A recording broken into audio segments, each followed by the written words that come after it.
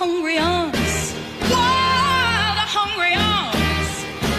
Give me all the love I need. Bonjour à tous, aujourd'hui je vais vous parler de Deepwater, un film avec Mark Wahlberg dans le rôle principal. Alors je dois dire que juste après avoir vu la bande-annonce, je m'attendais à un film quand même très sympa. Même si j'avais une certaine réserve sur le fait que c'est encore un film qui va nous parler d'une histoire vraie, on commence presque à en avoir marre à force de voir ça parce que c'est tout le temps le cas aujourd'hui et tous les films qui sortent sont inspirés ou tirés d'une histoire vraie. Sauf que le gros problème de ces films bien souvent c'est que la réalisation se permet des choses qui ne se sont pas vraiment passées dans la vraie vie ou a tendance à les exagérer pour que les scènes d'action soient plus fortes ou plus touchantes. Mais on a toujours un petit peu de mal à croire, enfin moi j'ai beaucoup de mal à croire à certaines scènes qui nous sont parfois offertes. Or là dans Deepwater ce n'est pas du tout le cas, le film marche super bien. Ça a été une très grande surprise pour moi de prendre autant de plaisir devant ce film et de pas m'ennuyer à aucun moment. Alors certes, le fait que ce soit un documentaire, et c'est vraiment tourné à beaucoup de moments comme un documentaire, reste très particulier et pourra déplaire à un certain public. Sauf que forcément, si on va voir ce genre de film en se disant je vais voir un film d'action, on est quelque part un petit peu déçu. Parce que certes, les scènes d'action sont fortes, on les ressent pleinement, mais forcément, c'est du documentaire. Donc on nous parle de la réalité et il n'y a rien non plus complètement dingue. Ce qui se passe et ce qui s'est vraiment passé. Donc c'est quelque chose de susceptible de se passer, dont ne vous attendez pas à des scènes qui n'ont aucun sens. Et là c'est bien parce qu'il n'y a aucune scène quasiment qui n'ont aucun sens. Le film nous présente donc la vie d'une plateforme pétrolière, Deepwater Horizon. On en vient à parler de cette plateforme en particulier, car c'est l'une des plateformes à avoir subi l'une des explosions les plus dangereuses et les plus meurtrières qu'on ait pu voir à ce jour. Du coup dans ce film, on va suivre la vie des gens qui travaillent sur cette plateforme, et rien de plus, et c'est ça qui est bien, parce que du coup on reste sur quelque chose de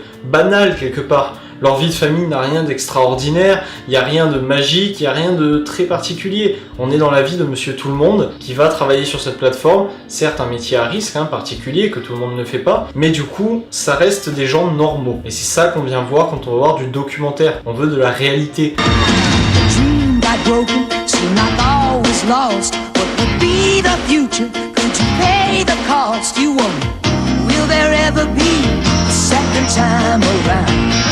Bon, alors effectivement, à la fin du film, on voit les photos des vraies personnes qui ont vraiment vécu sur la plateforme et vraiment vécu les événements qui s'y sont passés. Certes, ils n'ont rien à voir avec le casting choisi pour le film. Effectivement, que ce soit Mark Wahlberg ou encore l'actrice qui joue sa femme, on choisit là des gens bien parfaits, bien tout beaux sous tout rapport, qui n'ont pas la moindre dent de travers ou pas le moindre kilo en trop, histoire de nous mettre des gens bien tout beaux à l'écran. Effectivement, quand on voit les photos des vraies personnes, forcément, il y a une différence. Un petit peu dommage de manquer de réalisme à ce niveau-là. Pourquoi ne pas mettre des gens normaux à l'écran ? Au niveau du casting, on retrouve donc Mark Wahlberg dans le rôle principal, vous l'aurez compris. On a également Dylan O'Brien qui joue également très bien, même son rôle est quand même très mineur par rapport à celui de Mark Wahlberg. Mais on pourra également retrouver Kurt Russell au casting, ainsi que John Malkovich. Deux acteurs vraiment très intéressants qui jouent très bien dans ce film, encore une fois. Rien de très surprenant, on a l'habitude de les voir incarner de très grands personnages au cinéma, et là encore une fois, pas de souci avec eux, ils font très bien le boulot. Et je termine donc le casting avec Kate Hudson, qui joue donc la femme de Mark Wahlberg dans le film,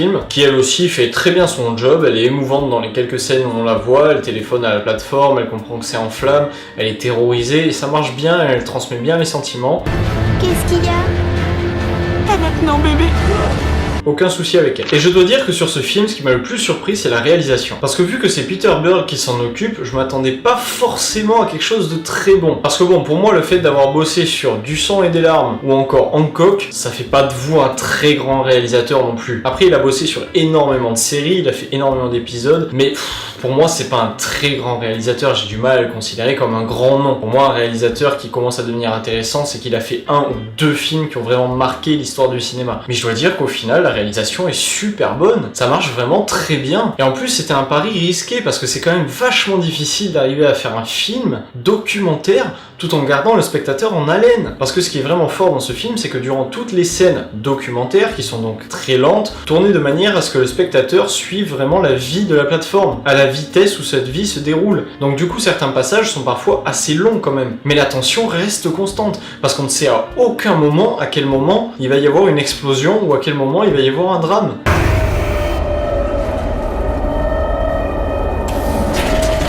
Il faut qu'on sorte de là!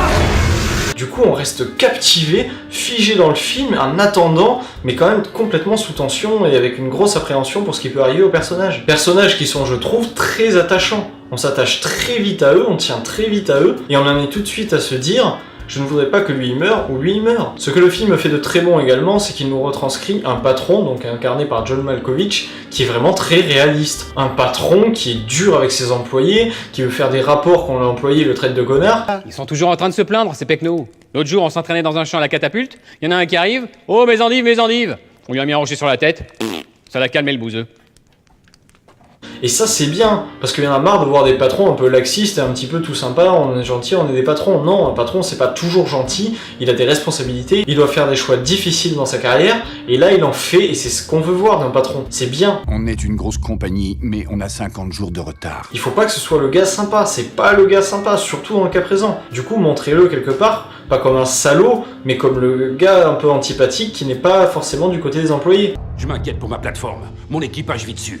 Vous la louez. Il y a pas mal de moments du texte incrusté à l'écran sur ce film. Et c'est quelque chose que j'apprécie beaucoup la plupart du temps, même si en général on nous donne des informations qui ne nous intéressent que très peu. Là, toutes les informations incrustées sont très importantes, vraiment capitales même à la compréhension du film. On apprend par exemple que la plateforme pétrolière, dans le cas présent, est mobile, alors que ce n'est pas quelque chose que tout le monde sait. On pense la plupart du temps qu'une plateforme pétrolière est forcément fixe au-dessus du puits de pétrole. Mais au final, on découvre donc des plateformes pétrolières mobiles, avec une technologie de pointe, avec des écrans, etc. de partout, vraiment beaucoup de technologie, et ça c'est bien parce qu'on découvre un univers qu'on ne connaît pas. Qui s'y connaît en plateforme pétrolière? Pas grand monde à part les mecs qui bossent dessus, et là on en apprend beaucoup là-dessus. Bon après, comme vous vous en doutez, ou comme vous avez pu le voir dans la bande-annonce, forcément il y a une explosion. Je vais m'assurer que tout le monde évacue. Y'a quelqu'un? Il faut qu'on aille au canot de sauvetage tout de suite. C'est tout le concept du film, c'est le moment où tout explose, où ça devient dangereux, il faut évacuer, etc., où on essaye de stabiliser la plateforme, et là vraiment je veux dire que c'est encore une fois super bien réalisé. Je pourrais pas maintenir la plateforme en place. Tu dois m'emmener à la passerelle, Mike. Je vais colmater ce puits. Bon, je pourrais juste être un petit peu pointilleux en disant que certaines scènes sont peut-être un petit peu trop surréalistes. Je pense qu'il est quand même difficile de courir au milieu des flammes et de rester en vie dans ces conditions. Mais c'est pas grave, ça passe. C'est pas trop exagéré, donc on peut se dire avec l'instinct de survie, etc., on peut arriver à survivre à ce genre de choses. Même si je pense que moi, personnellement, j'aurais été cramé au bout de 2 minutes. Eux, ils y arrivent, ils avancent, ils foncent, et apparemment ça marche. Ce que le film réussit très bien, c'est qu'il nous met également au premier plan. Du coup, on se sent dans la peau et dans la vie des personnages, à craindre pour leur vie, mais aussi à se demander, est-ce que moi j'aurais sauvé le gars en train de crever par terre, ou est-ce que je serais parti en courant pour sauver ma peau? Et ça c'est vachement bien parce que ça fait vraiment réfléchir sur notre façon d'appréhender un danger et la façon dont on réagirait. Pour moi ce film fait presque un sans faute. Le casting est excellent, la réalisation très bonne, la BO simple mais efficace, elle fait le job, pas trop de soucis avec ça. Les plans sous-marins sont de bonne qualité, ce qui est assez rare, hein, je veux dire, ils sont légèrement suggérés, ils nous suggèrent les explosions sous-marines mais on n'est pas sûr de les avoir vues parce que c'est très rapide et très discret, donc un très bon point aussi. Et la façon dont sont filmées les flammes et l'explosion sont également très bonnes. Et ça c'était le plus important sur ce film, peut-être le plus dur à réaliser, car forcément il fallait être crédible, mais en même temps nous en mettre plein la vue. Il fallait vraiment une colonne de flammes monstrueuse, quelque chose qui vraiment nous scotche. Et là ça marche bien, et c'est ce qu'on voulait voir.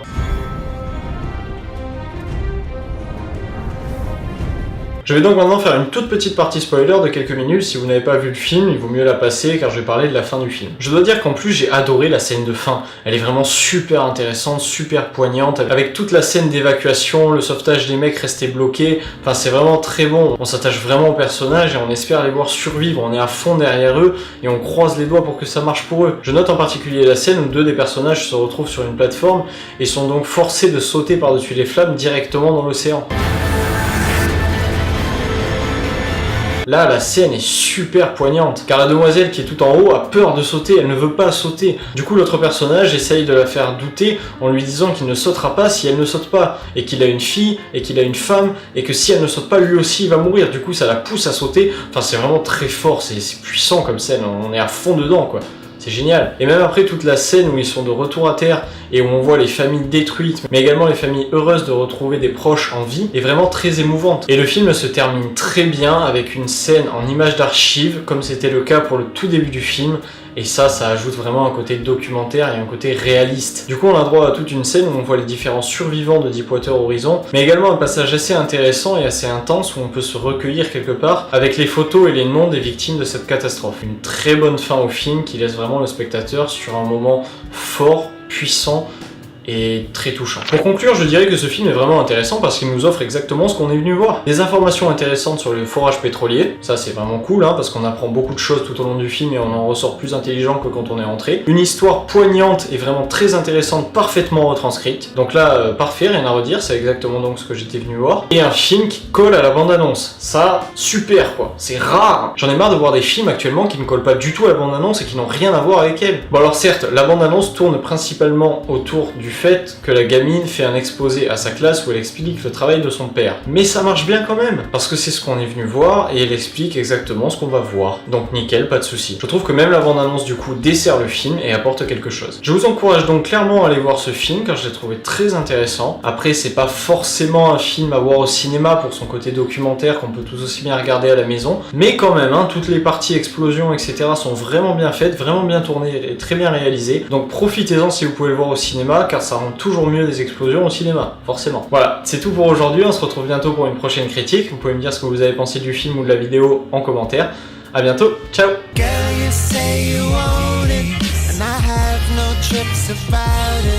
Displayed our faces around me. I want you to know where